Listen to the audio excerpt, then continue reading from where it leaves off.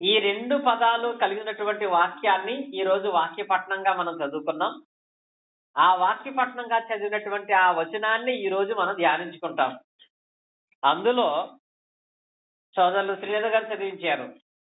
ప్రకటన గ్రంథం మనం చదువుకున్నట్లయితే 2వ అధ్యాయములో 10వ వచనములో, ఇదిగో మీరు శోధింపబడినట్లు అపవాది మీలో కొందరిని చెరలో వేయింపబోచున్నాడు. 10 దినములు శ్రమ కలుగును, మరణము వరకు నమ్మకముగా ఉండుము, నేను నీకు జీవ కిరీటం ఇచ్చేదను అనే పదం ఇక్కడ రాయబడింది.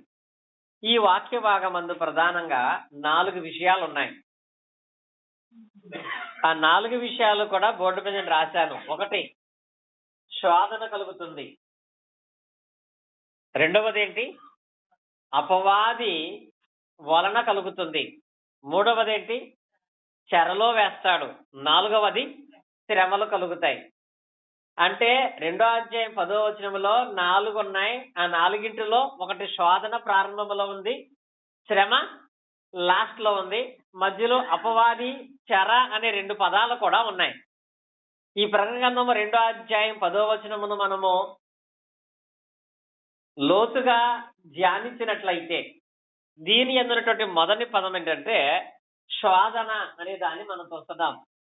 అక్కడ వాక్యం ఉంది కదా, ఇదిగో మీరు శోధింపబడినట్లు అనే పదం ఉంది. శోధన అనే దాన్ని మొదటగా మనం ధ్యానించుకున్నట్లయితే ఇది ఫస్ట్ మనం ధ్యానించుకుందాం. ఫస్ట్ శోధన, 2 అపవాది, 3 చెర, 4 శ్రమలు అనేటువంటి వాటిని ఆలోచిస్తే ఫస్ట్ మనము శోధన గురించి మాట్లాడుకుందాం. శోధన దాని యందు ఒక దీవెన ఉంది. వాక్య భాగాలలో కొన్ని మనకు తెలిసిన వచనాలను మనం చదువుకున్నప్పుడు ఒక్కొక్క వచనములో ఒక్కొక్క క్రియను బట్టి ఒక్కొక్క ఫలితం ఉంటుంది. నేను ఇక్కడ మీకు బోర్డు మీద రాసినటువంటి 3 వచనాలు చూడకుండా అందరూ చెప్పగలరు కదా. 1 కీర్తన గ్రంథం 1:2లో ఏముంటది? చెప్పగలరు అనేది నా భ్రమ మాత్రమేనా? ఏముంటది? కీర్తన గ్రంథం 1:2 ఏముంటది? చాలా అవమానం. చిన్నపిల్లలు చెప్తారు, వాళ్ళని అడగట్లేదు నేను. యెహోవా ధర్మశాస్త్రమందు ఆనందించుతూ దివారాత్రుడు దాన్ని ధ్యానించువాడు ధన్యుడు. ధ్యానించటమో మర్చిపోయారు, ధ్యానించాలనే వాక్యమో మర్చిపోయారేమో మీరు. ఇది ఒక ధన్యత. అది గుర్తుంటే దాని క్రియాపూర్వకంగా మనం చేస్తాం. కొన్ని వాక్యాలు మన మనసులో ఉండాలి. 1కి 2 సార్లు వింటే అది మన జ్ఞాపకానికి రావాలి. మొదట ధన్యత ఏంటంటే యెహోవా ధర్మశాస్త్రమందు ఆనందించుచు దివారాత్రులు దాన్ని ధ్యానించేవాడు ధన్యుడు. దేవుని వాక్యమును దివారాత్రులు ఎవడైతే ధ్యానిస్తాడో వాడు ధన్యుడు. ఏ ధన్యతది? కిందుంటది, అతడు నీటి కాలంలో వారు నాటబడినదై ఆకు వాడక తన కాలం ముందు ఫలమిచ్చు చెట్టు వలె ఉంటాడు. అంటే దేవుని ధర్మశాస్త్రమును, దేవుని వాక్యాన్ని దివారాత్రములు ఎవరైతే ధ్యానిస్తారో వాళ్ళు ఈ ధన్యత పొందుకుంటారు అని. సరే, పోయిన శుక్రవారమే మాట్లాడుకున్నాం 128:1. అదన్నా చెప్తారా? యెహోవా యందు భయభక్తులు కలిగి ఆయన త్రోవలందు నడుచు వారందరూ ధన్యులు. అక్కడ ధన్యులే ఉంది. ఎవరైతే దేవుని యందు భయము భక్తి కలిగి ఆయన త్రోవలు నడుచుకుంటారో వాళ్ళ ధన్యులు. ఈ మొదటి వచనములో ఉన్న దాన్ని చేస్తే వచ్చే ధన్యత ఎన్ని రకాలుగా ఉంటుందని చెప్పాను శుక్రవారం. ఎన్ని ధన్యతలు? 6 ధన్యతలు ఉంటాయి. ఎన్ని? 6 ధన్యతల గురించి చెప్పాను నేను. యెహోవా యందు భయభక్తులు కలిగి ఆయన త్రోవలు నడుచుకుంటే అది ధన్యత. ఆ ధన్యతలో 6 దీవెనలు ఉన్నాయి. ధర్మశాస్త్రము ఆనందిస్తూ దాన్ని ధ్యానిస్తే ధన్యత, దాని యందు ఒక ఆశీర్వాదం ఉంది. అలాగే ఈ రోజు మనం నేర్చుకోబోయే పాఠములో కూడా ఒక ధన్యత ఉంది. అదే యాకోబు పత్రిక 1:12. శోధన సహించువాడు ధన్యుడు.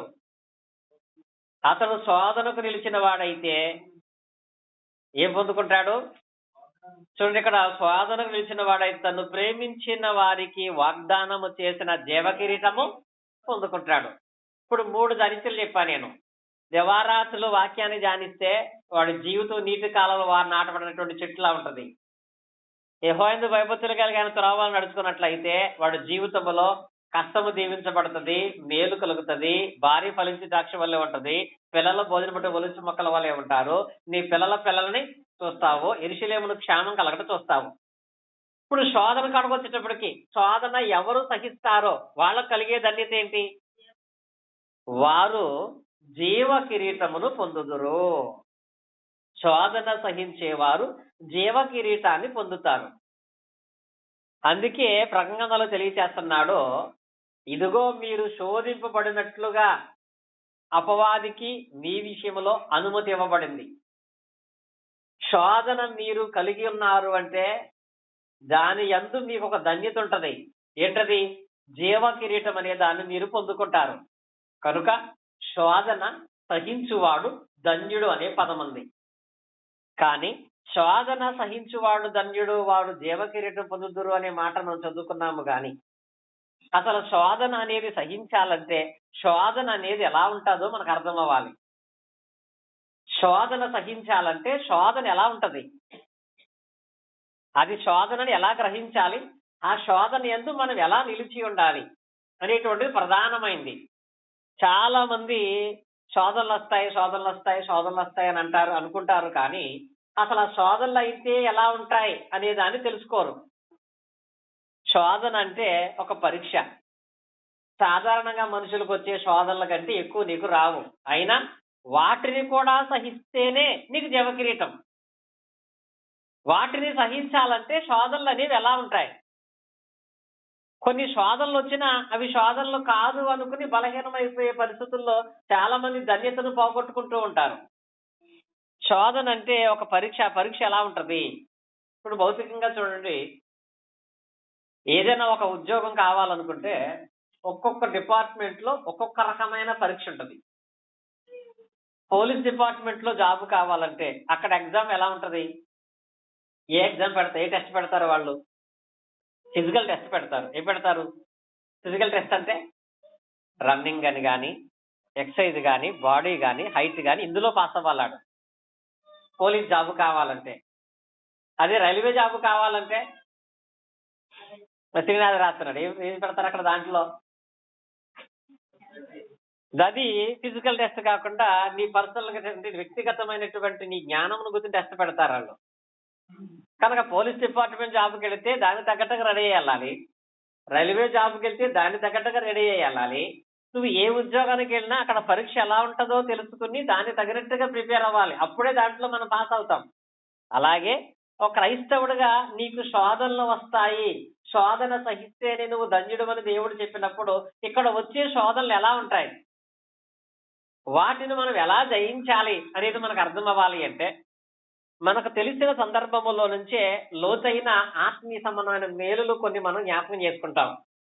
దాని యందు ఏమిటంటే శోధన సహించటంలో మనకు మాదిరి ఎవరు అనంటే యేసుక్రీస్తు వారు. యేసుక్రీస్తు వారు గురించినటువంటి సంఘటనలో మత్తయి సువార్త 4వ అధ్యాయంలోకి మనం వెళదాం. శోధన గురించి మనకు అర్థం అవ్వాలంటే మత్తయి సువార్త 4వ అధ్యాయము 1 నుండి 11 వచనాలు మనకు అర్థం అవ్వాలి. ఈ 4 అధ్యాయంలో 11 వచనాలు అర్థం అయితే శోధన అనేది ఎలా ఉంటుందో మనకు అర్థం అవుద్ది. చూడండి, మొట్టమొదట, అప్పుడు యేసు అపవాది చేత శోధింపబడుటకు ఆత్మ వలన అరణ్యమునకు కొనిపోబడిన మాట రాయబడింది. ఇక్కడ ఈ వాక్య భాగాన్ని మనం పరిశీలన చేసినట్లయితే యేసుక్రీస్తు వారు ఈ 4వ అధ్యాయానికంటే ముందు ఆయన ఏం చేశాడు? 4వ అధ్యాయం తర్వాత 4వ అధ్యాయానికి ముందు బాప్తిసం పొందాడు. యేసుక్రీస్తు వారు యోహాను గారి దగ్గర బాప్తిసం తీసుకున్నాడు. 30 సంవత్సరాల వయసులో బాప్తిసం తీసుకున్న వెంటనే, అప్పుడంటే ఎప్పుడు? ఆ అధ్యాయానికి ఆ వచనానికి లింక్ అన్నమాట. 17వ అధ్యాయం వచనములో ఆయన బాప్తిసం పొందాడు. 4వ అధ్యాయంలో అంటే బాప్తిసం పొందినప్పుడు యేసుక్రీస్తు వారు శోధింపబడటానికి అప్పగింపబడ్డాడు. బాప్తిసము తీసుకోగానే ఆయనకి ఏమొచ్చింది? శోధన వచ్చింది. ఇది శ్రమ కాదు కానీ శోధన. చెప్పాను కదా, ఇది శోధన. ఈ శోధనలో మొదటి భాగం ఏంటంటే అప్పుడు యేసు అపవాది చేత శోధింపబడుటకు ఆత్మ వలన అరణ్యమునకు కొనిపోబడెను. ఆత్మ వలన అంటే యేసుక్రీస్తు బాప్తిసం పొందగానే అతని మీదకి పావుర శరీరాకారంతో వచ్చింది ఎవరు? పరిశుద్ధాత్ముడు. బాప్తిసం పొందగానే పరిశుద్ధాత్మ అనే వరం అనేది అందరికీ ఉంది, ఆయనకే కాదు. ఉంది కదా? ఎవరు బాప్తిసం పొందినా వాళ్ళు పరిశుద్ధాత్మ అనే వరాన్ని పొందుకుంటారు. ఈ పరిశుద్ధాత్ముడు రాగానే చేసే మొదటి పని ఏంటంటే, రాగానే ఆయన నీకు కావాల్సినటువంటి మేలులు అన్నీ నీకు ఇచ్చేయడు. ఇప్పుడు ఎవరైనా మనకు ఉద్యోగం ఇవ్వాలంటే ఫస్ట్ ఏం పెడతారు? వాళ్ళు టెస్ట్ పెడతారు. అలాగే నువ్వు క్రైస్తవుడిగా మారిన తర్వాత ఫస్ట్ నీకు వచ్చేది ఏంటంటే ఒక పరీక్ష, ఒక టెస్ట్ వస్తుంది. అందులో పాస్ అయ్యేదాకా పరీక్షలు పెడతానే ఉంటారు. డ్రైవింగ్ లైసెన్స్ అప్లై చేసుకోండి, అప్లై చేసుకొని ఎల్ఆర్ ఇచ్చేస్తారు. లైసెన్స్ ఎప్పుడు ఇస్తారు? నువ్వు ఆ టెస్ట్ లో పాస్ అయినప్పుడు. ఒకసారి వెళ్ళావు, ఫెయిల్ అయిపోయావు, మళ్ళీ వాళ్ళు ఇంకొక డేట్ ఇస్తారు. అప్పుడు వెళ్ళి మళ్ళీ నువ్వు అక్కడ డ్రైవింగ్ చేయాలి. అప్పుడు ఫెయిల్ అయిపోయావు, మళ్ళీ డేట్ ఇస్తారు. అప్పుడు ఫెయిల్ అయిపోయావు, మళ్ళీ డేట్ ఇస్తారు. ఇలాగ వెళ్ళినప్పుడల్లా ఫెయిల్ అయిపోతుంటే జీవితాంతం వాడికి ఎందులో ఉండిపోతాడు? టెస్ట్ లో ఉండిపోతాడు తప్ప లైసెన్స్ రాదు. అలాగే ఒక క్రైస్తవుడిగా నీవు దేవుని వలన మేలు పొందాలి అంటే, క్రైస్తవుడిగా మారిన తర్వాత ఫస్ట్ నీకు టెస్ట్ ఉంటుంది. పరిశుద్ధాత్ముడు నిన్ను అప్పగించేదే ఫస్ట్ టెస్ట్ లో, పరీక్షలో. దాని యందు పాస్ అయిన తర్వాతే దాని వల్ల కలిగే మేలు మనం పొందుకుంటాం. చివరికి యేసుక్రీస్తు వారు కూడా బాప్తిసం పొందిన తర్వాత ఆ పరిశుద్ధాత్మ చేత అపవాది చేత శోధింపటానికి అరణ్యానికి కొనిపోబడట్లుగా మనం చూస్తున్నాం. ఇక్కడ చూసినట్లయితే ఫస్ట్ ఆయనకు వచ్చిన పరీక్ష ఏంటో తెలుసా?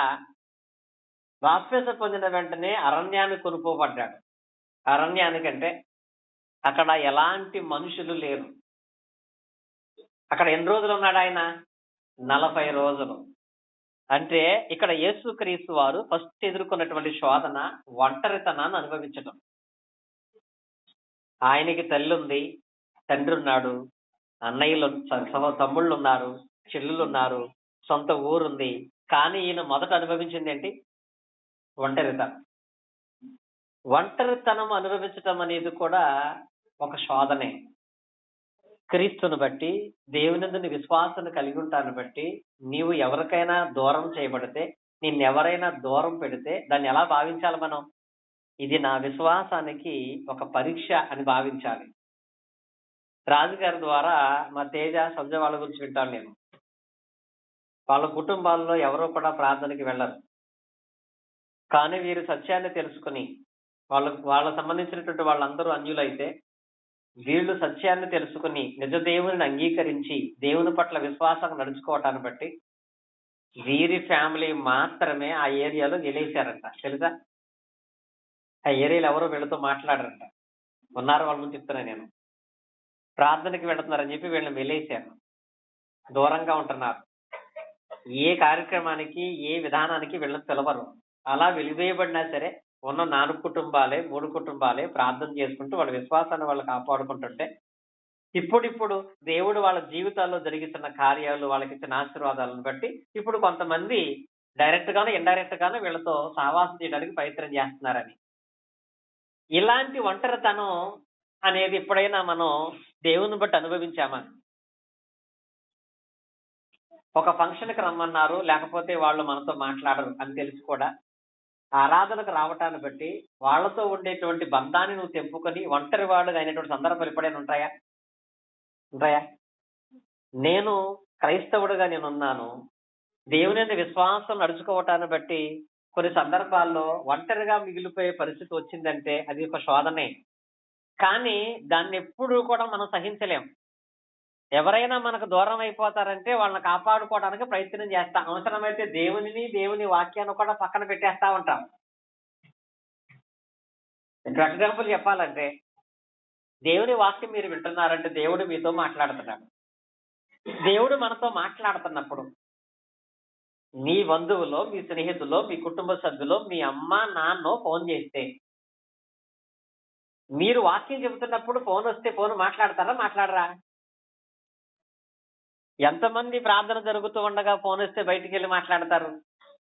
వాళ్ళ ఉద్దేశం ఏంటి? దేవుడు మాట్లాడుతున్నప్పుడు కూడా ఇప్పుడు ఫోన్ చేయగానే వాళ్ళ ఫోన్ ఎత్తకపోతే వాళ్ళు నాతో మాట్లాడరేమో అనే భయం, వాళ్ళకి బాధ కలుగుతుందేమో అని భయం. ఇక్కడ వచ్చి నీ టెస్ట్లో నువ్వు ఫెయిల్ అయిపోతున్నావు, ఇంకప్పుడు నీకు ఇందులో విశ్వాసం ఏదన్నితుంటది?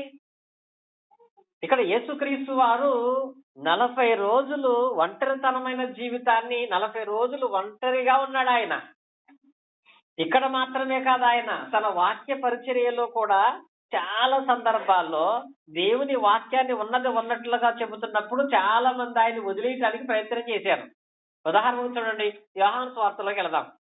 యోహాను సువార్తలోకి వెళితే 6వ అధ్యాయం మనం పరిశీలన చేసినట్లయితే, యోహాను సువార్త 6వ అధ్యాయమును మనం ధ్యానించుకుంటాం. అందరూ కూడా 6వ అధ్యాయాన్ని చదవండి.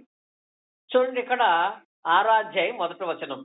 అటు తర్వాత యేసు తిబేరియా సముద్రము అనగా గలిలయ సముద్రము దాటి అద్దరికి వెళ్ళెను. రోగుల ఎడల ఆయన చేసిన సూచక్రియలను చూచి బహుజనులు ఆయనను వెంబడించిరి. ఇక్కడున్న వాక్య భాగంలో యేసుక్రీస్తు వారు చేసిన సూచక క్రియలకి ఎంతమంది ఆయన వెంబడించారంటే బహుజనులు అంటాడు. అక్కడ బహుజనులు అంటే విస్తారమైన లెక్కలు, ఎంతమంది ఆయన్ని అభిమానిస్తున్నారు, ఎంతమంది ఆయన్ని వెంబడిస్తున్నారు.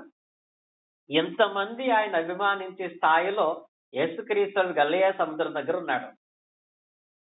బహుజనులు ఆయన యందు విశ్వాసం ఉంచారు, బహుజనులు ఆయనను వెంబడించారు. ఎంతమంది వెంబడించినప్పుడు, ఎంతమంది తన వెనకాలే వస్తున్నప్పుడు, ఇప్పుడు యేసుక్రీస్తు వారు మానవ సంబంధమైన స్వభావాన్ని మాత్రమే కలిగిన వాడైతే ఏం చేస్తాడు? ఎవరైనా మనతో సహవాసం చేస్తుంటే, ఎవరైనా మనతో కలిసి ఉంటుంటే సాధ్యమైనంత వరకు వాళ్ళు మనకు దూరం కాకుండా వాళ్ళని మనం కాపాడుకునే ప్రయత్నం చేస్తాం. అందుకే వాళ్ళు బాధ పెట్టినా మనం ఫీల్ అవ్వము, వాళ్ళు ఏమైనా మనకు నష్టం కలగజేసినా మనం దాని గురించి ఫీల్ అవ్వం. ఎందుకో తెలుసా? మన వాళ్ళు మనకు దూరం అయిపోతే అది మనకు బాధ కలగజేస్తారని ఆలోచన. ఇక్కడ యేసుక్రీస్తు వారు స్వస్థత కార్యాలు జరిగిస్తే అనేక మంది ఆయన్ని వెంబడించారు. సరే, ఇంతమంది జనాన్ని చూసిన తర్వాత యేసుక్రీస్తు వారికి ఒక సందర్భం వచ్చింది. ఏంటంటే ఒక సత్యాన్ని చెప్పాల్సి వచ్చింది. ఆ సత్యం ఎలాంటిదంటే, ఈ సత్యం చెబితే తండ్రికి దగ్గరగా క్రీస్తుంటాడు. అదే సత్యం చెబితే ఉన్న మనుషులందరూ ఏమైపోతారు? దూరం అయిపోతారు. ఇప్పుడు ఏం చేయాలి? ఇది ఒక శోధన ఆయనకి. నేను చెప్పబోయే మాట ఇప్పుడు గనక పబ్లిక్ గా అనౌన్స్ చేస్తే నేను ఒంటరి అయిపోతాను. వీళ్లకు దూరమై ఒంటరిగా ఉండటం మంచిదా, తండ్రికి దూరమై అందరిలో ఉండటం మంచిదా అని ఆలోచన చేశాడు ఆయన. మనమైతే ఏం చేస్తాం? దేవుడు ఒక్కడే కాబట్టి ఆయనకు దూరమైన పర్లేదు కానీ అందరినీ కాపాడుకోవటం ముఖ్యం అనుకుంటాం. అందరినీ కూడా సమాధానపరచ, అందరినీ కలుపుకి వెళ్ళిపోవాలనేది మన లోక సందర్భ సామెత, అందరినీ కలుపుకి వెళ్ళిపోవాలని. కానీ వాక్యం ఎప్పుడూ కూడా అన్ని విషయాల్లో అందరినీ కలుపుకోమని చెప్పదు. అవసరమైతే తండ్రినైనా, తల్లినైనా, కుటుంబానైనా, భార్యనైనా, అన్నదమ్ములైనా దేవుని చిత్తానికి వ్యతిరేకంగా చేయాల్సి వచ్చినప్పుడు వదులుకోవాల్సిందే. అది నీకు పరీక్ష. అలా వదులుకునే పరిస్థితి వచ్చినప్పుడు యేసుక్రీస్తు వారు చెప్పాల్సిన మాట ఒకటి ఉంది. అక్కడ ఆయన ఆ మాట చెప్పగానే ఆయన అందరూ ఒంటరి చేసేశారు. ఆ మాట ఏంటంటే, ఆ వాక్య భాగం చూడండి, 53వ వచనం. అదే 6వ అధ్యాయం 53వ వచనం. యూదులు కావున యేసు ఇట్ల నేను మనుష్య కుమారుని శరీరము తిని ఆయన రక్తము తాగితేనే గాని మీలో మీరు జీవము గలవారు కారు అనేటువంటి మాట అక్కడ రాయబడింది. ఇక్కడ ఉన్నటువంటి ఈ వాక్య భాగము వాళ్ళకి బాధను కలగజేసింది, ఈయన్ని దూరం చేసింది. యేసుక్రీస్తు ఏమన్నారంటే, నా శరీరము తిని నా రక్తము తాగితే గాని మీలో మీరు జీవము గలవారు కారు అనే మాట చెప్పాడు. దానికి వెంటనే వాళ్ళు, ఈయన శరీరాన్ని మనం తినమంటాడేంటి, ఈయన రక్తాన్ని మనం తాగమంటాడేంటి, ఎన్ని ప్రార్థనలు చేసినా, ఎన్ని కానుకలు ఇచ్చినా, ఎన్ని కీర్తనలు పాడినా, ఎన్ని చోట్లకి దేవుని కార్యాల కోసం వెళ్ళినా శరీరమును రక్తాన్ని తాగకపోతే నిత్య జీవమే లేదంటాడేంటి? ఈ శరీరము రక్తం అనేది అంత ఇంపార్టెంటా? ఇది తింటే గాని ఇది తాగితే గాని మీరు జీవము గలవారై ఉండరని ఎందుకు అంటున్నాడు ఈయన అని వాళ్ళు అనుకుని ఆ మాటకే వాళ్ళు ఏం చేశారో చూడండి. 60వ వచనములో ఆయన శిష్యులలో అనేకులు ఈ మాట విని ఇది కఠినమైన మాట, ఇది ఎవడు వినగలడని చెప్పుకొనిరి. యేసు తన శిష్యులు దీన్ని గూర్చి సణుగునుచున్నారని తనకు తానే ఎరిగి ఏం చేస్తున్నాడట? వీళ్ళు ఏం చేస్తున్నారు ఇక్కడ? ఒకటి, ఇది కఠినమైన మాట అంట. ఏ మాట? ఆయన శరీరంతోనే రక్తం తాగటం కఠినమైన మాట అంట. ఇది ఎవడ చేస్తాడని ఎవడకాడ ఏం చేస్తున్నాడు? ఇక్కడ సణుక్కుంటున్నారు, సణుగులు వచ్చేస్తున్నాయి. స్థానిక సంఘ కార్యక్రమాల్లో కూడా ఏదైనా ఒక పనిని, ఒక కూడికను, ఒక క్రమాన్ని జరిగిద్దామనుకుంటే కొందరు ఒప్పుకుంటారు, కొందరు సణుక్కుంటారు. ఇది ఎవడు చేస్తాడు, ఇలా ఎవడు చేస్తాడు, ఇది ఎప్పుడు చేస్తాం మనం అని సణుక్కుంటూ ఉంటారు కదా. ఇలా ఎప్పుడైతే సణుక్కుంటారో, బాధపడతారో, చెప్పిన వ్యక్తి ఏం చేయడానికి ప్రయత్నం చేస్తాడు? దాన్ని మార్చే ప్రయత్నం చేస్తాడు. మార్చే ప్రయత్నం చేస్తాడు కదా. ఇప్పుడు ఉదాహరణకి ప్రతి శుక్రవారం మనకు బైబిల్ తరగతి జరుగుతుంది కనుక దేవుడిచ్చినటువంటి గొప్ప దేవుని బట్టి ప్రతి శుక్రవారం జరిగేటువంటి బైబిల్ తరగతికి మీలో ఉన్నటువంటి 3 కుటుంబాలు దూరాంచి వచ్చేటువంటి వాళ్ళకి భోజనాలు ఏర్పాటు చేద్దాం, బాగా దూరాంచి కూడా వాళ్ళు పిలుద్దాం అన్నాను అనుకో. వెనకాల నుంచి కానీ ముందు నుంచి కానీ కష్టమా భోజనాలు అంటే ఎక్కడ తీసి పెడతాం, ఎవడ తీసి పెడతాడు అని మాట పడింది అనుకో, వెంటనే ఏమంటా నేను మార్చుకుంటా. ఏమంటాను? ఒకటి, సరేలే భోజనాలు వద్దులే, స్నాక్స్ పెట్టుకుందాం. దానికి సనుగుడు వచ్చింది అనుకో, స్నాక్స్ కూడా వద్దులే, ప్రార్థన చేసి వెళ్ళిపోదాం. దానికి సనుగుడు వచ్చింది అనుకో, అసలు శుక్రవారమే వద్దులే అంటా నేను. ఉంటాను కదా. మారిపోతా ఉంటది. కానీ క్రీస్తు అయితే మార్చలేదండి. ఈ మాట అన్నప్పుడు వాళ్ళు ఇది కఠినమైన మాట అని ఆయనతో అన్నారు, వాళ్ళు సణుక్కున్నారంట. ఈ రోజుల్లో కూడా చాలా మందికి శరీరము, రక్తము అనే దాని దగ్గరే ఎక్కువ ఇబ్బంది కలుగుతుంది. చాలా మందికి బాధ కలుగుతుంది. కొందరు క్రీస్తు సంఘానికి రావటం కూడా మానేస్తున్నారు. ఎందుకంటే నువ్వు ఎలాంటి పని చేస్తున్నా, ఎంత గొప్ప ఉద్యోగం చేస్తున్నా, ఎంత ఇంపార్టెంట్ పనైనా, చివరికి నీ ఇంట్లో చావైనా పెళ్ళైనా సరే ఆదివారమున రొట్టె ద్రాక్షరసం తీసుకున్న తర్వాతే నువ్వు నీ పనులు చేసుకోవాలని చెబుతుంటే కొంతమందికి బాధ వేస్తుంది. నా ఇబ్బందులు నాకుంటాయి, నా సమస్యలు నాకుంటాయి, నా గొడవలు నాకుంటాయి, ఆదివారం రొట్టె ద్రాక్షరసం తీసుకోవాలి సంఘంగా కూడుకున్నటువంటి ఎవడు చేస్తాడు దీన్ని ఎందుకు చదువుకుంటారు. ఇలాగ వారం వారం రొట్టె ద్రాక్షరసం తీసుకోవాలని చెప్పే సంఘాన్ని వదిలిపెట్టి నెలకోసారి తీసుకుంటే చాలు సంఘం దగ్గరికి వెళ్తారు మత్స్యాకలకు. ఎందుకని? వీళ్ళకు అనుకూలంగా మాట్లాడేటువంటి వాళ్ళు ఉంటారు కనుక. కనుక యేసుక్రీస్తు తెలియపరిచారు, మీరు చదువుకుంటున్నారని నేను ఆదివారం క్రమాన్ని మార్చలేను, అలాగే యేసుక్రీస్తు వాళ్ళు చదువుకుంటున్నారని అక్కడ చెప్పినటువంటి దేవుని మాటను మార్చలేదు. మార్చకపోవటాన్ని బట్టి అనేకులు ఆయన మీద చనుక్కున్నారు. చనుక్కున్నటువంటి వారు ఏం చేసినటువంటి వాళ్ళగా ఆయన మీద చనుక్కున్నటువంటి వారై ఉన్నారు అంటే, ఆ వాక్య భాగంలో చూడండి 66వ వచనం. అప్పటి నుండి ఆయన శిష్యులలో అనేకులు వెనుక తీసి మరి ఎన్నడూ ఆయనను వెంబడింపలేదంట. అంటే ఏం చేశారు వీళ్ళు? మానేశారండి. ఎక్కడికి మానేశారు? క్రీస్తుని వెంబడించడం మానేశారు. బహుజనం వెంబడించిన వాళ్ళలో అప్పుడేమో లెక్కలేనంత మంది ఆయన్ని వెంబడించారు. ఈ ఒక్క మాట చెప్పేటప్పటికీ అనేక మంది ఆయన వదిలేసి వెళ్ళిపోయారు. నిజంగా ఇది ఒక పరీక్షే, ఒక శోధనే మనల్ని వదిలిపెట్టి వెళ్ళిపోవటం అంటే. కానీ నిన్ను మీద సణుక్కుంటున్నా, నీ మీద నిందలేస్తున్నా, నీ మీద అబద్ధాలు మాట్లాడుతున్నా, లేఖనానుసారంగా నువ్వు నిలబడితే అది నువ్వు ధన్యతే అని భావించాలి, అది దేవుని అని భావించాలి. సేవకులుగా మా మీద ఎన్నో నిందలు వస్తూ ఉంటాయి, ఒక విశ్వాసులుగా నీ మీద ఎన్నో నిందలు వస్తూ ఉంటాయి. సేవకుడుగా చెప్పేటువంటి మాటలను బట్టి కొందరు దూరం అయిపోయే పరిస్థితి కూడా ఉంటది. నిజమే. ఒక సేవకుడుగా చేయవలసిన పని ఏంటంటే వాక్యాన్ని బోధించాలి, ప్రమాదం అని తెలిస్తే ముందే వాళ్ళని ఖండించాలి, పాపములోకి వెళ్ళిపోతారని తెలిస్తే వాళ్ళకి బుద్ధి చెప్పాలి, పాపములోకి వెళ్ళిపోయారని తెలిస్తే వాళ్ళకి శిక్ష కూడా వేయాలి. దీని ద్వారా ఏమవుతుందంటే దేవుని మీద మనసు బాగానే ఉంటది, సేవకుడు మాత్రమే వాళ్ళకి ఏమైపోతాడంటే శత్రువు అయిపోతాడు.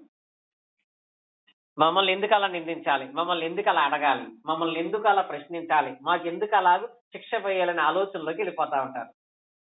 అయినా ప్రేమతో సేవకుడుగా చేసే దానిని బట్టి దేవుడు దానికి ప్రతిఫలం ఇస్తాడు కనుక మమ్మల్ని మాత్రమే అభిమానించాలనే మనసు కాదు గాని వాక్యము మీలో ఫలించాలనే మనసుతో మాత్రమే కోప్పడినా, హెచ్చరిక చేసిన, సత్యం చెప్పిన. ఇక్కడ యేసుక్రీస్తు వారు కూడా దాన్ని చెప్పినప్పుడు ఆయన శిష్యులు అనేక మంది ఆయన వదిలేసి వెళ్ళిపోయారండి. ఎంతమంది ఉన్నారో తెలుసా? అనేక మంది ఆయన వదిలేసి వెళ్ళిపోయిన తర్వాత ఇంకా ఆయన దగ్గర ఈ 12 మందే ఉన్నారు. ఎవరు? శిష్యులు అనేటువంటి వాళ్ళు 12 మందే ఉన్నారండి. వాళ్ళ కూడా చూసి యేసుక్రీస్తు ఏమన్నారో తెలుసా? సరే, వాళ్ళకంటే బాధేసి పాపం కోపం వచ్చేసి అలిగి వెళ్ళిపోయారు, వాళ్ళు మానేశారు. వాళ్ళు మీరన్నా ఉండండి, మీరు బాధపడకండి, మీకోసం మార్చేస్తానని అనలేదండి ఆయన. ఎంతమంది వెళ్ళిపోయినా ఆయన వాక్యం బోధించే విధానం మార్చలేదు, హెచ్చరించే విధానం మార్చలేదు, లేఖనాలు మార్చలేదు. వీళ్ళతో కూడా ఏమన్నా తెలుసా? నాకు ఇదేం కొత్త కాదు, స్టార్టింగ్ లోనే ఒంటరిగా ఉన్నా నేను. అక్కడ ఆల్రెడీ నాకు ప్రిపేర్ అయిపోయాను. నేను ఒక్కడిని చేసుకోవడం తెలుసు, నాకు ప్రార్థన ఒక్కడిని జరిగించుకోవడం తెలుసు నాకు. కాబట్టి ఒక్కడనే ఉండిపోయినంత మాత్రం నాకేం భయం లేదు. అరణ్య 40 రోజులు ఎవ్వడు లేడు అక్కడ, శోధన కొరకు మాత్రం వెళ్ళిపోయాను. ఇప్పుడు సత్యం చెప్పినందుకు ఇంతమంది నన్ను వదిలేసి వెళ్ళిపోతున్నారు, మీరు కూడా వెళ్ళిపోతారా అని అడిగాడు వాళ్ళని. ఎవరిని? అపోస్తలుని. మీరు కూడా వెళ్ళిపోవాలని ఉన్నారని అడిగినప్పుడు పేతురు గారు ఏమన్నాడంటే, ప్రభువా, మేము ఎవని యొద్దకు వెళ్ళదము, నీవే నిత్యజీవ మాటలు గలవాడవు, నీవే పరిశుద్ధుడు అని మేము విశ్వసించి ఎరిగి ఉన్నామని ఆయనతో చెప్పాను. అందుకు యేసు, నేను మిమ్మల్ని 12 ఏర్పరచుకొనలేదా, నీలో ఒకడు సాతాను వారికి అని వారితో 12 మంది ఉంటే మళ్ళీ వాళ్ళని కూడా ఏమన్నాడు తెలుసా? 12 మంది ఉన్నారు కాబట్టి మీరు పర్ఫెక్ట్ అని చెప్పను, మళ్ళీ ఈ 12 మందిలోనూ ఒకడు ఉన్నాడు మళ్ళీ అంటాడు ఆయన. మళ్ళీ హెచ్చరిక చేశాడు ఆయన. ఇలా హెచ్చరిక చేసిన ఆ సందర్భంలో మనం జ్ఞాపకం చేస్తున్నట్లయితే నీలోనూ విశ్వసించిన వారు అనేకులు ఉన్నారనే పదం వాడతాడు అక్కడ. నీలోను అంటే వెళ్ళిపోయిన వాళ్ళు కాదు, ఉన్న వాళ్ళైనా కరెక్ట్గా విశ్వాసం కలిగినటువంటి వాళ్ళు కాదంట. ముందు ఆయన ఉన్నటువంటి వాళ్ళనే హెచ్చరిస్తున్నాడు, ఉన్నటువంటి వాళ్ళనే బలపరుస్తున్నాడు. ఎందుకంటే వీళ్ళు బలమైన వాళ్ళగా ఉంటేనే విశ్వాసం అందు కొనసాగించగలుగుతారు. వచ్చిన వాళ్ళనే గద్దిస్తున్నాడు. చాలా మంది చూడండి, ఆరాధనకి ఒక్క సందర్భాల్లో వెళ్ళకపోతే బాగుండనిపోతుంది, వెళ్ళిపోయిన కానీ మొత్తం మన గురించి చెప్పాడు అనిపిస్తుంది. ఆరాధనకి వెళితే ఈ రోజు వాక్యం అంతా మన కోసం చెప్పాడు, శుభ్రంగా మానేసినా బాగుండేది, మనశ్శాంతి కోల్పోయిన చాలా మంది. వచ్చిన వాళ్ళకి హెచ్చరిక, వచ్చిన వాళ్ళకి దీవెన కూడా. యేసుక్రీస్తు వచ్చిన వాళ్ళు అంటున్నాడు, నీలో కూడా చాలా మంది ఎలాంటి వాళ్ళు ఉన్నారు. ఎలాంటి వాళ్ళు? చదువుకునే వాళ్ళు ఉన్నారు. ఎలాంటి వాళ్ళు? ఇది కఠినమైన మాట అనుకునే వాళ్ళు ఉన్నారు. ఎలాంటి వాళ్ళు? వదిలేస్తే బాగుంటదేమో, మానేస్తే బాగుంటది అనుకునే వాళ్ళు ఉన్నారు. అలా అనుకునేటువంటి వాళ్ళు మీలోనూ ఉన్నారనే మాట అక్కడ తెలియపరుస్తున్నాడు. నిజమే, ఈ రోజుల్లో ఒకటి ఎలాంటి హెచ్చరికతో కూడిన వాక్య భాగాలు ఎన్ని మనం వింటున్నాం. బైబిల్లో లేనటువంటి సంఘానికి వెళ్ళటం, సాతానుతో సహవాసం చేయటమే. బైబిల్లో లేనటువంటి సంఘాలకు వెళ్ళటం, నువ్వు వ్యభిచారం చేయటమే అని హెచ్చరించినప్పుడు, కొంతమంది ఫ్రెండ్స్ తో కలిసి ఇతర మత శాఖలకు వెళ్తున్నటువంటి వాళ్ళకి ఆ మాట ఎలా ఉంటది? అందరనేమో అన్ని సంఘాలు ఒకటే అంటారు, ఈయన మాత్రమే బైబిల్లో క్రీస్తు సంఘం ఉంది, ఆ సంఘం ఒకటే అంటాడు. ఇలాంటి వాడితో ఉండి ఒంటరిగా ఉండిపోవటం మంచిదా, అందరితో ఉండి సంతోషంగా ఉండటం మంచిదా అనే సణుగుడు వస్తుంది కొంతమందికి. ఇక మరికొంతమంది చేసేటువంటి పని ఏంటి? లోక సంబంధమైనటువంటి ఆచారాలు ఇంకా జరిగిస్తూ ఉంటారు. వాళ్ళు తెలిసి చేసినా తెలియక చేసినా, దేవుడు దాన్ని మీకు చెప్పాలనుకున్నప్పటికీ నిలబెట్టినప్పుడు, అది నాతో చెప్తున్నప్పుడు ఎలా ఉంటుందంటే, మీ మీద హెచ్చరిక చేసి మాట్లాడుతున్నప్పుడు వినేవాళ్ళు ఏమనుకుంటారంటే, నేనది చేశాను విషయం. ఉదాహరణకి మా అంజలి గారు ఏదో చేశారు, అంజలి గారు చేసినటువంటి పని గురించి నాకు తెలియకపోయినా ఇలా చేసేవాళ్ళు మనలో కూడా కొంతమంది ఉన్నారు, వాళ్ళు మారకపోతే వాళ్ళు శ్రమపడతారని చెప్పినప్పుడు వెంటనే వాక్యం ఎలా చెప్పిందని ఆలోచన రాదండి. నేను ఇలా చేసిన విషయం ఎవరికి తెలుసు, సరోజనమ్మ గారికి తెలుసు. నా గురించి వెళ్ళి చెప్పింది కాబట్టి ఆయన నా గురించి మొదలెట్టాడు. ఇది చెప్పేటువంటి ఆలోచన. ఇలా అనుకుని కొంతమంది దేవునికి దూరం అయిపోయే మనుషులు ఉంటారు. అలా అనుకుంటారని చెప్పి తెలిసినా మౌనంగా ఉంటే దేవుడు దానికి తీర్పు తీరుస్తాడు.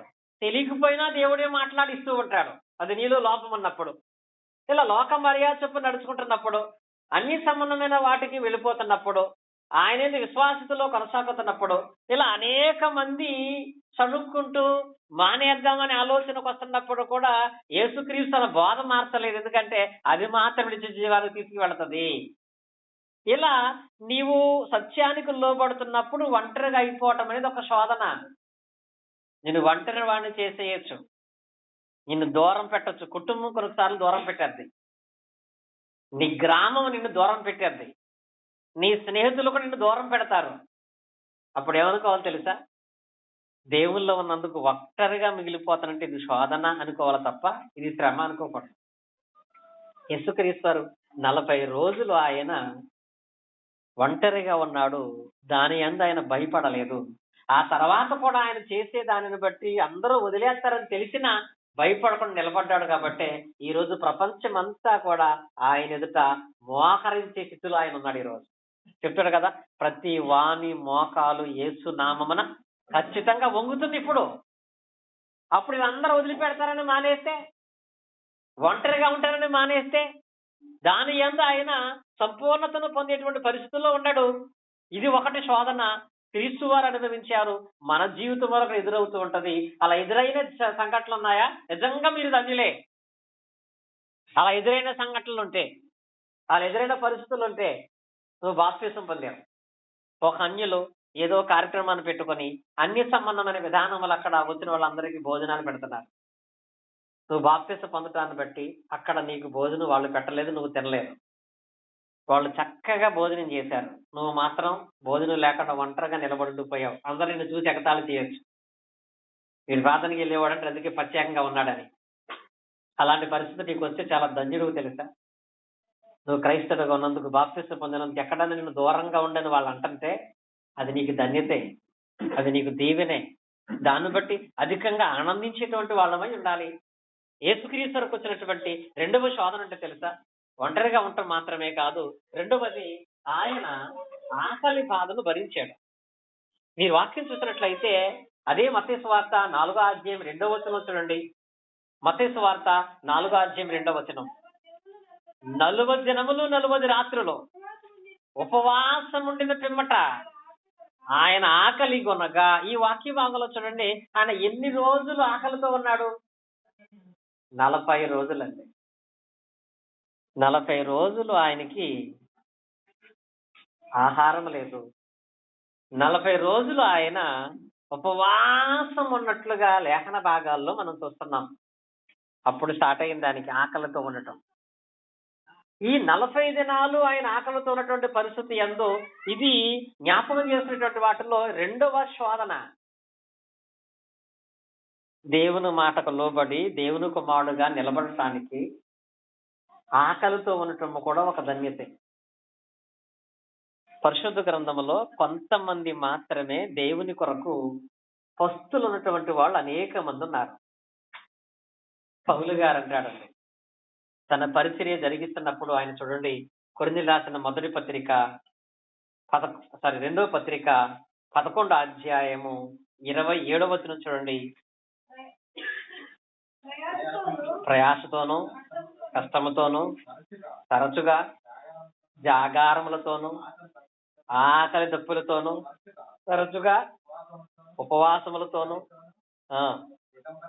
దిగంబరత్వముతోనూ ఉంటిని అనేటువంటి మాట ఇక్కడ ఉన్నటువంటి లేఖన భాగాల యందు మనం చూస్తున్నాము. అంటే ఇక్కడ అపోస్తలుడైన పౌలు గారంట తన పరిచర్య చేసినటువంటి దినాలలో అక్కడ ఆయన మాట్లాడుతూ ఉంటాడు. వాక్య భాగమందు మనం జ్ఞాపకం చేసుకున్నట్లయితే ప్రయాసముతోనూ కష్టముతోనూ తరచుగా జాగారములతోనూ. తరచుగా అంటే మళ్ళీ ఎప్పుడో ఒకసారి పస్తులు పడుకోవటం కాదు, ఎప్పుడో ఒకసారి జాగారం చేయటం కాదు.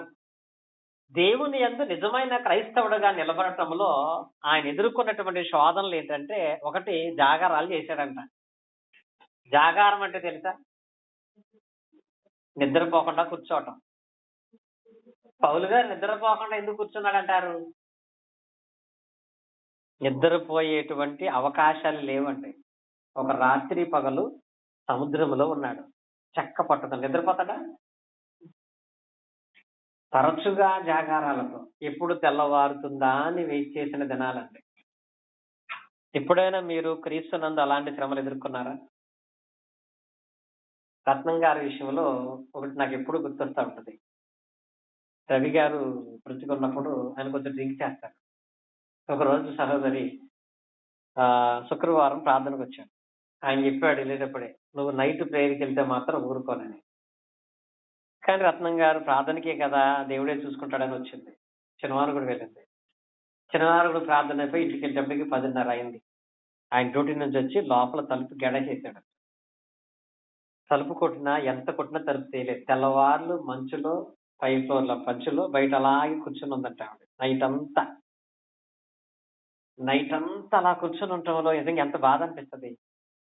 ఇలాంటి ఎప్పుడైనా ఎదురైనాయి మనకి? నైట్ అంతా అలా కూర్చునే ఉంటే ఎంత తలుపు కొట్టే తీయలేదు. ఇంకా ఆ దోమల్లో ఆ మంచులో పైగా పైన ఉండేటువంటి వాళ్ళు ఎదురు కూడా ఏ హాలు ఉండదండి. అలాగే కూర్చొని ఉంటే ప్రొద్దున్న 6ంటికి తలుపు తీశాడంట. తలుపు తీయగానే దెబ్బలాట కూడా వెళ్ళలేదండి. తలుపు తీయగానే యాసిడ్గా లెగిసి వెళ్ళిపోయి చక్కగా టిఫిన్ వేసి కాఫీ పెడితే తాగేసి వెళ్ళిపోయాడు ఆయన. వెళ్ళి గొడవ పెట్టుకుంటే అదొకటి కదా. ఇలా క్రీస్తునందు ఎప్పుడైనా జాగారాలు చేసినటువంటి సందర్భాలు మనకుంటే అది ధన్యత. ఉంది ఎప్పుడైనా? ఎప్పుడైనా ఉందా? నేను చాలా సందర్భాల్లో విజయవాడ ప్రార్థనకి వెళ్తున్నప్పుడు వాక్యం వినేటువంటి వాళ్ళు ఆసక్తి కలిగి ఉంటే, వారికి అవసరం అనుకుంటే సమయాన్ని మించి ఒక్కొక్కసారి వాక్యం చెప్పేవాడు. అలా వాక్యం చెప్పేటప్పుడు అప్పుడు నేను బస్సుకు వచ్చేవాడిని. అలా వాక్యం చెప్పినప్పుడు ఎప్పుడన్నా సరే గనక టైం ఒక పావుగంట ఎగస్ట్రా అయితే విజయవాడలో లాస్ట్ బస్సు వెళ్ళిపోయేది. తెల్లవార్లు బస్ స్టాండ్లో కూర్చునేవాడిని నేను నైట్ అంతా పొద్దున్న బస్సు దాకా. ఎందుకు అంత శ్రమ, ఎందుకు అంత అవసరం అంటే అది దేవుని పని, అది ఒక ధన్యత. నీకేదో విపరీతమైన కడుపు నొప్పి వచ్చో, గుండె నొప్పి వచ్చో, కాళ్ళు నొప్పులు వచ్చి తెల్లవార్లు కూర్చుంటే ప్రయోజనం లేదండి. దేవుని పని కొరకు ఎప్పుడైనా జాగారం చేసావా? పౌలు గారికి తరచుగా అదే పని అంట. ఎక్కడికి వెళ్ళినా ఆయన నిద్రపోవడం తక్కువ, మెలకువ ఉండటం ఎక్కువ. అవకాశాలు ఉండేవే కాదు, తరచుగా జాగారాలతోనూ ఆకలి దప్పుకలతోనూ అంటాడు ఆయన. నిజంగా దేవుని యందు విశ్వాసత కలిగి ఉన్నప్పుడు, దేవుని నమ్మకం కలిగి ఉన్నప్పుడు, లోక సంబంధంగా మనం ఎన్నిసార్లు ఆకలితో పడుకుని ఉంటాం. ఈ రోజు ఆరాధనకి వెళ్తాన్ని బట్టి ఏ కోతో వచ్చి మన ఇంట్లో ఉన్న ఆహారం పట్టుకెళ్ళిపోయింది, వండటానికి లేదు. ఆకలితో ఉన్నాం ఎప్పుడైనా? ఆకలితో పడుకున్న పరిస్థితి ఎప్పుడైనా ఉంటుందా? నేను చాలా సందర్భాలు ఎదుర్కొనేటువంటి వాడిని.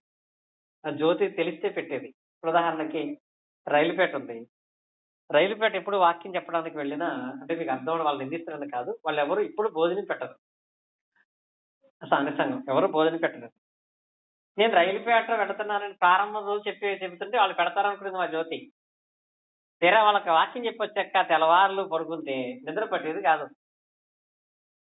సరే మధ్యలో ఎప్పుడైనా పాలని అడిగితే ఫస్ట్ లో ఇప్పుడు పాలేంటి అనేది మా జ్యోతి. ఆ తర్వాత రైలుపేట అంటేనే రెడీ చేసి ఉంచుతుంది. ఎందుకని అంటే అంత వాక్యం చెప్పొచ్చి ఆకలితో పడుకుని నిద్ర పడుతుందా? ఆయన ఏంటో తెలుసా, అది ఒక ధన్యత.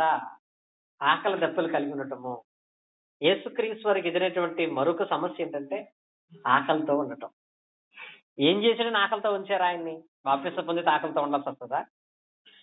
బాప్తిసం పొందితే నీకు తింటాక ఉండదా? బాప్తిసం పొంది ఒంటరివాడు అయిపోతావు. ఒంటరివాడు అవుతావు. బాప్తిసం పొంది ఒంటరివాడు అవుతావు. బాప్తిసం పొంది ఆకలితో ఉండాల్సిన పరిస్థితి వస్తుంది. అది ధన్యతే నీకు.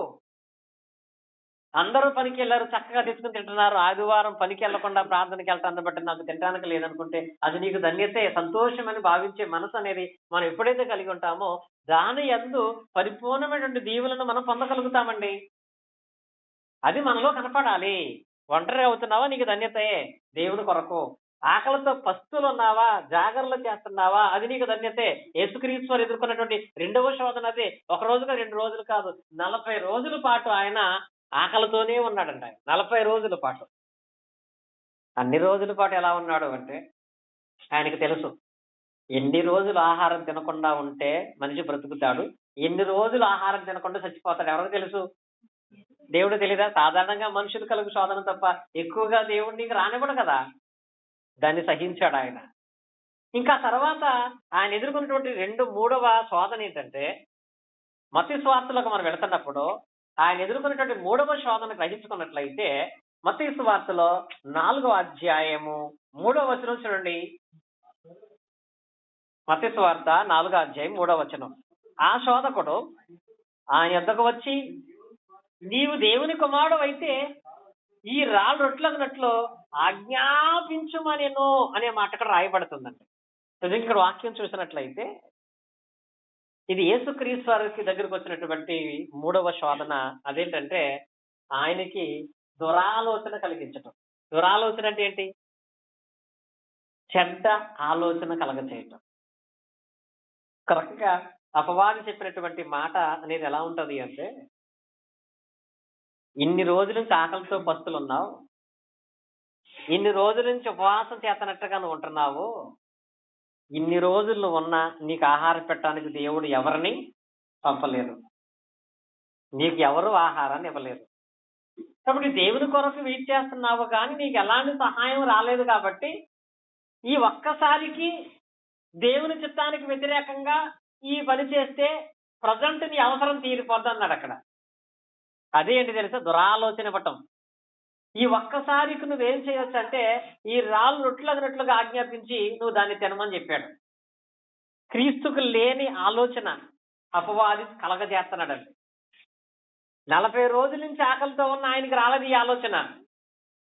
ఆయన ఈ ఆలోచనే కలిగిన వాడుగా లేడు. వాడొచ్చి కొత్తగా ఆయనకి ఒక ఆలోచన చెప్తున్నాడు.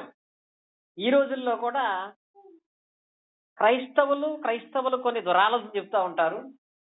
క్రైస్తవులకు లోకస్తులు ఇంకా కొన్ని దురాలోచన చెప్తా ఉంటారు. ఏంటో తెలుసా? 10 మందికి మంచి జరుగుతుందంటే ఒక చెడు చేసినా పర్లేదంటాడు ఒకడు. దేవుడు ఒప్పుకుంటాడా దాన్ని? దేవుడు ఒప్పుకుంటాడా? వాళ్ళు సొంత ఇంటి ఒక ప్లాన్ నీకు చెప్తా ఉంటారండి. 10 మందికి మేలు జరుగుతున్నప్పుడు నువ్వు తప్పు చేసినా పర్లేదులే, దేవుడు చూసుకుంటాడు అంటాడు ఒకడండి. అది దురాలోచన. అప్పుడు నువ్వు అనుకుంటావు నిజమేనేమో, అది బైబిల్లో అది ఉందేమో అనిపించేద్దా నీకు. 10 మందికి మంచి చేయడానికి నువ్వు మానేసినా పర్లేదా? 10 మంది మంచి జరగటానికి నువ్వు మోసం చేసినా పర్లేదా? 10 మంది మంచి జరగటానికి నువ్వు తప్పు చేసినా పర్లేదా? ఇది ఎక్కడ దేవుడు వాక్యం చెప్పాడు? ఇలాంటి ఒక ఆలోచన నీలో కలగ చేసి ఆ రోజు ఆ తప్పు చేయటానికి నిన్ను ప్రేరేపిస్తాడు. చేసినా పర్లేదులే, దేవుడు చూసుకుంటాడులే అని. మరికొంతమంది ఏంటో తెలుసా? మన పరిస్థితి దేవుడికి తెలుసు కాబట్టి దేవుడే దాన్ని క్షమిస్తాడు. మన పరిస్థితి దేవుడు తెలుసు కాబట్టి ఒకసారి చేసినా తప్పు లేదు అనుకుంటాను. దేవుడు విడిచిపెడతాడా? చాలా మంది అంతేనండి. ఇప్పుడు ఆదివారం ఆరాధన ఎందుకు మానేసి వెళ్ళిపోయావంటే, మా పరిస్థితి, మా కుటుంబ పరిస్థితి దేవుడు తెలుసులే, దేవుడు చూసుకుంటాడంటే అది నీలో వచ్చిన ఆలోచన కాదు, నీ బుర్రలో సాతాను పెట్టిన ఆలోచన. దేవుని చిత్తానికి వ్యతిరేకంగా ఒక్క చెడు పని చేస్తే లైఫ్ సెటిల్ అయిపోద్ది అనుకున్నట్లయితే అది సాతాను నీలో కలగజేసినటువంటి ఒక ఆలోచన. ఇలా ఆలోచించినటువంటి వాళ్ళు ఎలా అయిపోయారో తెలుసా? మనం గత వారం చదువుకున్నాం. హెబ్రీ పత్రికలో యాషావు చేసిన పని ఏంటి? ఒక్క పూట కోటి కోసం. నిజంగా అసలు మనం యాషాలు అంటూ వాళ్ళమా, యేసుక్రీస్తులు అంటూ వాళ్ళమా? 40 రోజుల దాకా ఓపిక పట్టిన ఆయన ఎక్కడ? ఒక పూటగా ఓపిక పట్టిన మనం ఎక్కడ? యాషావు విషయంలో అక్కడ ఎలాంటి ఆలోచన కలగజేస్తుంటాడు? ఎంత నీరసం వచ్చి బాధపడతాడు, ఇంకా దేవుడు ఏంటి జాస్తత్వం ఏంటి తీసి పక్కనడై ఈ పూట తినేద్దాం అనుకున్నాడు అంతే.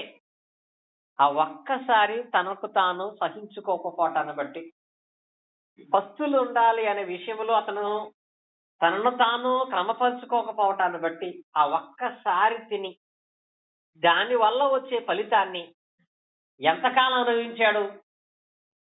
జీవితాంతం. ఆ తర్వాత మారు మనసు పొందగోర ప్రయత్నం చేశాడు గాని అతనికి ఏమాత్రం అవకాశము లేదండి.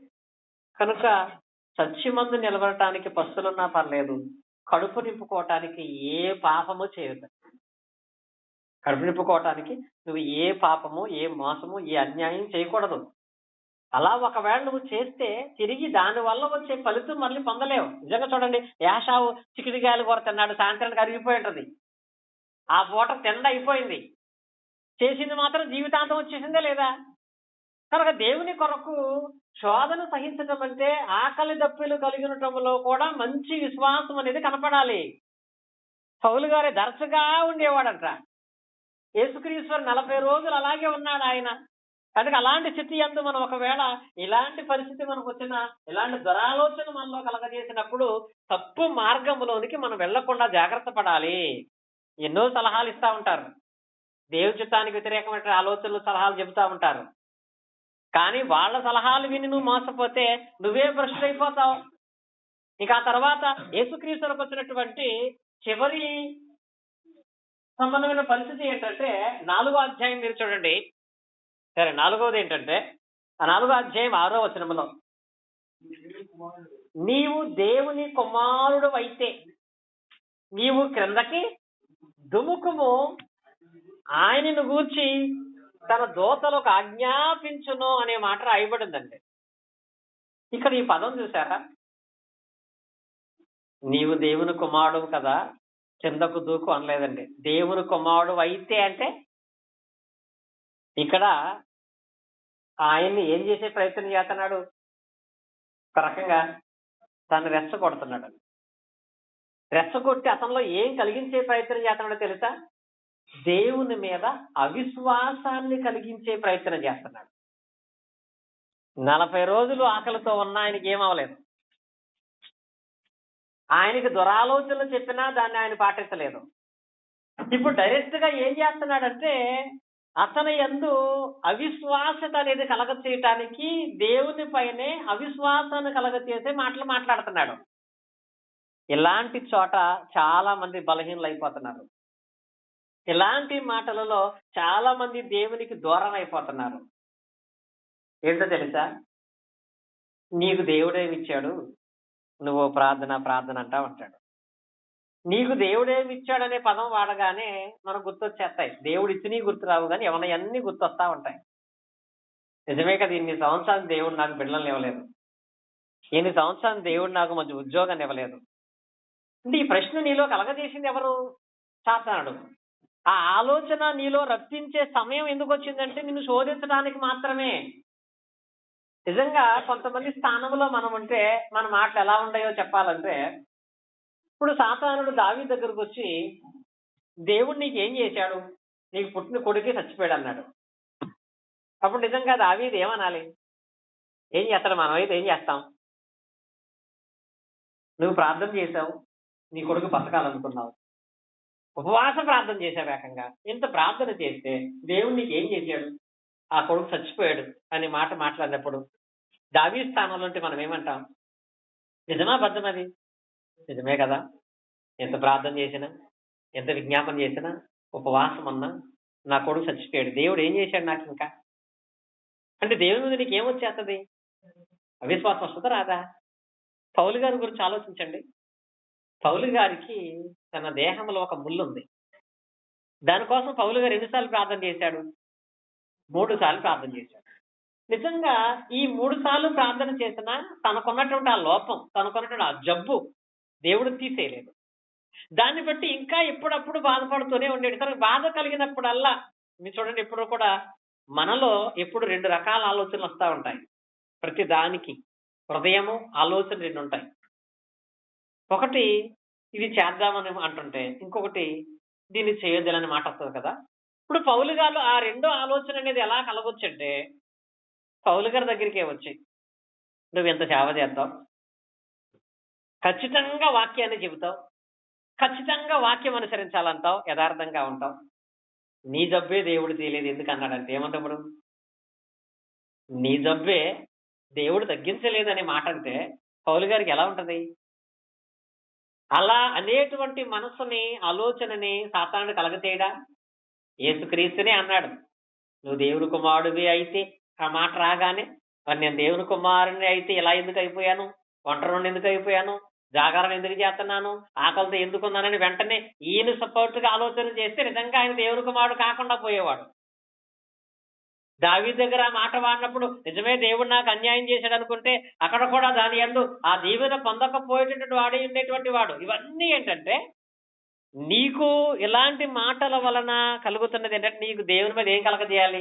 ద్వేషాన్ని కలగజేయాలి. దేవుని నిన్ను దూరం చేయాలనేటువంటి ఆలోచన సాతాను నీలో కలగ చేస్తా ఉంటాడు. ఇది ఎలా ఉంటాయంటే నేను ఎగ్జాంపుల్ చెప్తాను నేను. ఈ రోజుకు మనం శోధనతో ముగిస్తాం. ఆ ఎగ్జాంపుల్ ఏంటంటే మనందరికీ తెలుసు, శోధన సహించినటువంటి వాళ్ళలో యోబు గారి చరిత్ర చాలా సార్లు వింటాం. కానీ ఈ యోబు గారి నుంచి వినేటప్పుడు అక్కడ గ్రహించవలసిన కొన్ని ముఖ్యమైన విషయాలు కొన్ని ఉంటాయి.